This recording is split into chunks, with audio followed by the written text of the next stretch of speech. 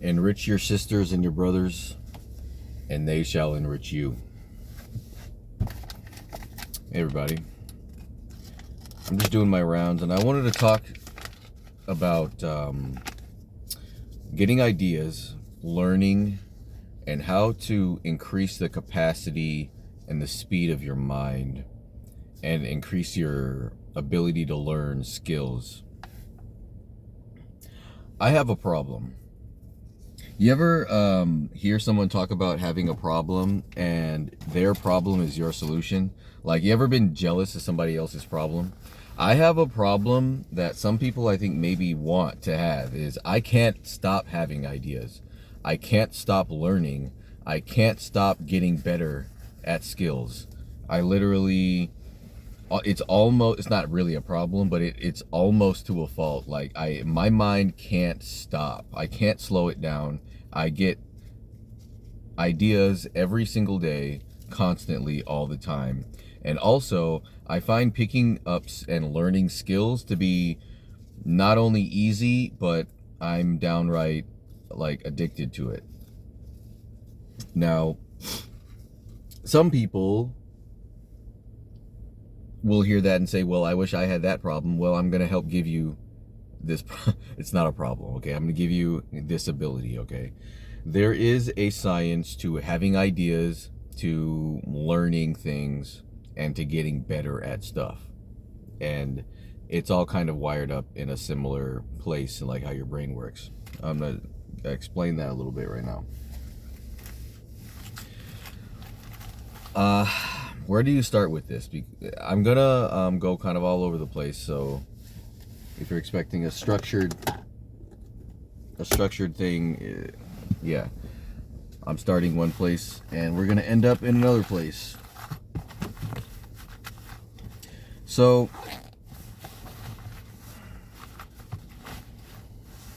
hold on one second, sorry. So this could start anywhere, and it's all going to end up back in the same place. So I'll start with what the ancients say. It's ancient knowledge, and it is known by the old ancient ones that knowledge isn't actually like a thing. There's no such real thing as learning something new in the universe, really. Don't let that discourage you. That doesn't mean that there isn't anything fun left to do. All that means is energy can't be created or destroyed. And information is energy as well. So what is learning? What is knowledge? Learning is not like creating new information in your mind.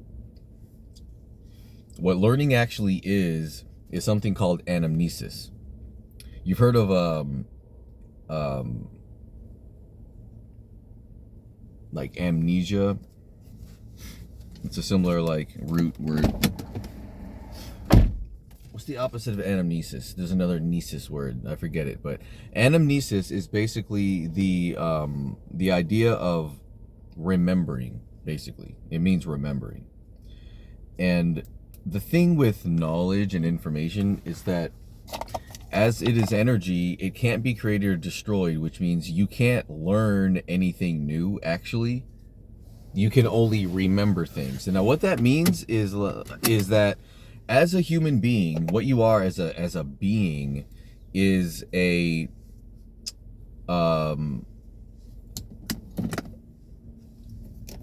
as a physically manifested being, you're differentiated information.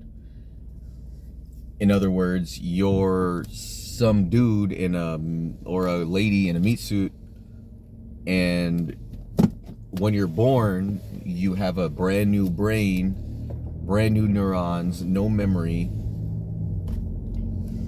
and you're differentiated. Before you're born, the energy that you are is completely undifferentiated information. You're everything. You're everything everywhere all at once. And all knowledge, all skill, all information, all power is not just with you, it is you. You are it, because you're everything. When you're born, you go through the veil, And when you become differentiated, you get condensed into a body, your soul gets put into a package, and you come into, you log into the server of Earth, and you forget everything. Basically, you become differentiated information. You're a baby. You don't know anything anymore. And the process of becoming an adult is the process of realigning with that core, pure, undifferentiated source of being. And the process of becoming a skilled adult on the earth is the process of learning how, well, really just what I just said. It's learning. It's remembering what you are. The process of becoming a fully skilled, whole person on this earth is getting to be aligned with what you actually are. What does this have to do with knowledge and skill? Well, that counts for knowledge and skill because learning something is really just remembering something. Learning a skill is just remembering how you've always known it. Okay, before this gets too stupid and crazy, let me make this actually practical.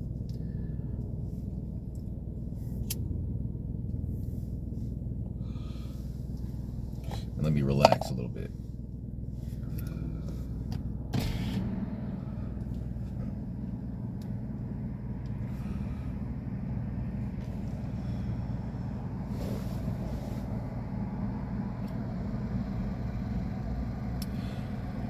So the important thing about energy and information in the brain is that, and I'll get mechanical here and stop talking up in the fucking trippy zone.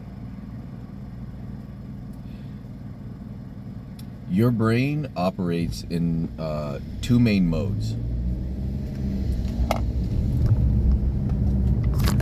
There's L mode, which is linear mode, and R mode, which is rich mode. Linear mode is the mode that your mind is in when you're focusing, when you're studying, reading. It's the locked in state.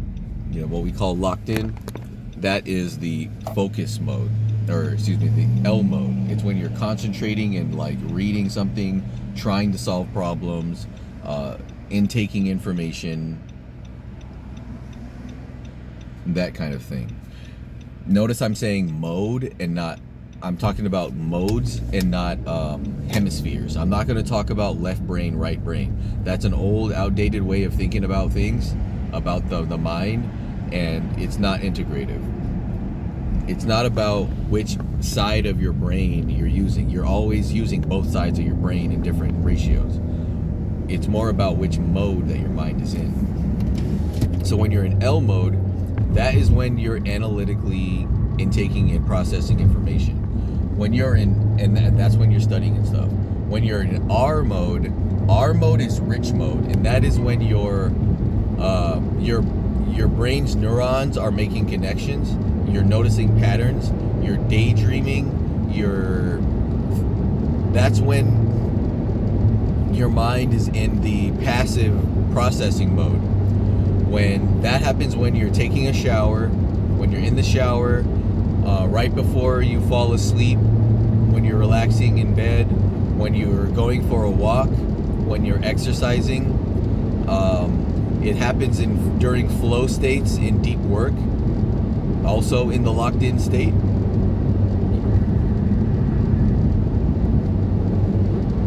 And what you need to know about skill acquisition and learning is that the brain doesn't actually learn anything. You don't actually learn anything while you're trying to learn anything. You don't get ideas, you don't learn, you don't realize, you don't get anything while you're in it. While you're studying, while you're reading, while you're trying to solve a problem. That's not how it works. That's not when you learn. It is necessary, but that's not when learning actually happens. Learning actually happens during sleep most of the time, and during R mode. And the way that I found that's most effective for this is the pattern that I pretty much figured out that's most effective for getting ideas and for learning things. It's a cycle of rest and repeat. You have to input information, and then you have to rest. And you have to give the information the ability and the space to process. You have to give your brain the opportunity to make neural connections. Okay, that's the most important thing. It's that learning and ideas happen during rich mode, when after your brain, it's basically like mixing a bowl of ingredients together to make a cake. Mixing all the ingredients together, you gotta find all the ingredients. That's what studying is. That's what research is. First, you find the raw ingredients. You get some eggs, you get some milk, you get some butter. Yeah, and you learn. You read an article, you read a book, you have a conversation. You do some practice, some raw work. You get the raw information. No opinions, no like realizations, no just info. It's from outside, from the world, from the environment. You mix that all together. The mixing, that's the trying. When you're mixing that bowl, that's when you're trying to work with the information. That's when you get into a friendly debate with a friend about a topic you care about. That's when you try to create some art using what you learned and fail. That's the first try. That's when you try to use it. That's when you take a quiz. That's the mixing. The mixing is when you're attempting. You're making an attempt to make something. And then this is the important part that I think people need to find more important, is then you put it in the oven. You take those ingredients and you put that ingredients in the oven, and you let it sit in the oven, and you have to let the ingredients cook. You got to let it cook. You got to let those ingredients bake. You got to let it bake. You got to let them integrate with each other and coalesce and form chemical bonds and become something new. That is what happens when you're asleep. That is what happens when you take a break. That's what happens when you're taking a walk. Most of my greatest ideas came during 3 main times: in the shower, on a walk, and right after waking up. Sometimes also like when I'm like making art, but that's kind of a different kind of idea. We'll get into that maybe another time. But the best thing to do is to you gotta load up the mind with info and practice, both passive and active information. Passive meaning reading things, watching things, listening to podcasts, audiobooks, stuff like that. And active meaning, trying to put it into use, programming, creating art, writing code, getting into rhetoric and debate, things like that. That passive and active information gathering, you get that raw information, and then when you're asleep, that is when your mind makes neural connections. That's why it's really recommended to, if you're trying to learn a new skill, the best thing to do is study for about 30 to 45 minutes and then take a break. Study for 45 minutes, then take a nap or take a break, and then repeat. Study for 45 minutes, take a break. You'll notice that when you wake up, when you spend time being obsessed with something and interested in something, when you wake up the next day, your mind is just teeming with ideas. Now, I know I'm going all over the place with this, so let me just say one final kind of model here